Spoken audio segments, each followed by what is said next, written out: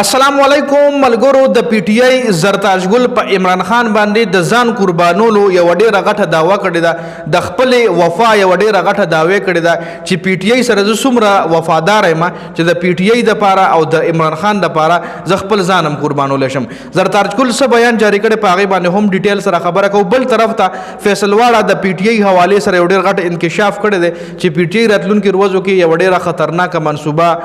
سٹارټ کول ولا د پاغه باندې هم ډیټیل سره خبره کو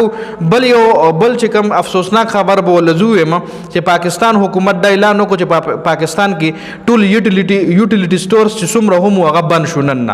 نن مکمل پاکستان کې یوټیلیټي سٹورز مکمل بند شو جی په دې باندې هم تفصیلا خبره کو چون کې د یوټیلیټي سٹور چې څومره ملازمینو هغه خپل احتجاجونه هم ریکارډ کړي وو چې تاسو ول یوټیلیټي سٹور بندوي یا موږ بس کو زموږ د نوکرو بس کیږي ځکه دا یو ګورنمنت ډپارټمنټ د دې تنخواګان چې کوموي به حکومت ورکولې نو ملازمین هم جابلیس شو په دې باندې هم ډیټیل سره خبره کو نو ویډیو خپل هم مکمل وګورئ او مخکې ملګرو سره ضرور شریک کړئ ټول نړۍ باندې په زرتاجګل باندې خبره کو چې زرتاجګل څه ویل دي زرتاجګل ویل دي چې وای تاسو شرط لګوي کچره دما د ځان په بدله کې عمران خان تاسو رها کوي نو کما بل سام واغشتا نو زه ډېر بوزدل یم زرتاجگل ویلی دی کہ آپ لوگ شرط لگائے کہ جان کے بدلے اگر خان ہو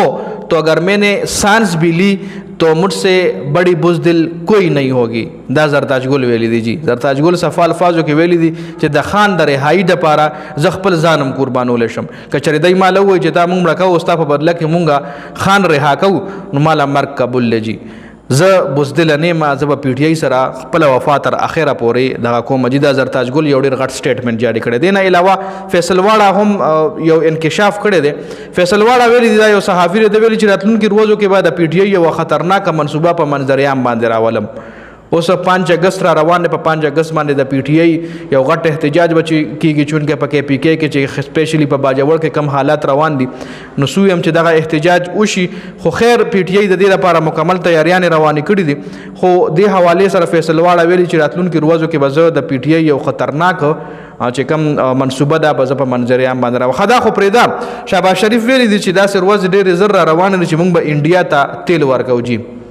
دا ورځ به قدر راځي چې موږ به انډیا ته لکه د موږ په ملک به دومره تیل شي چې دا به د موږ نه زیاتې کېږي او موږ به انډیا له ورکو نو الله دې هغه ورځ زر راولي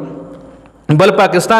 پاکستان حکومت آفیشلی اعلان وکړ ټول یوټیلیټي سٹور چې په پاکستان کې څومره مو هغه آفیشلی تور باندې نن مکمل بند شو جی بس د دې سرویسز بند شو ادای چې څومره ملازمینو په کور باندې کې ناستل او یوټیلیټي سٹور چې کم لګ ډیر ریلیف بر پاکستان غریب عوامو ته ورکولو هغه هم ختم شو د پاکستان حکومت د کې پی کې حکومت نه د وفاق حکومت د طرف دا فیصله شوی و چونکه دا ډپارټمنټ چې کوم وفاق سره د کې پی کې نو دا صرف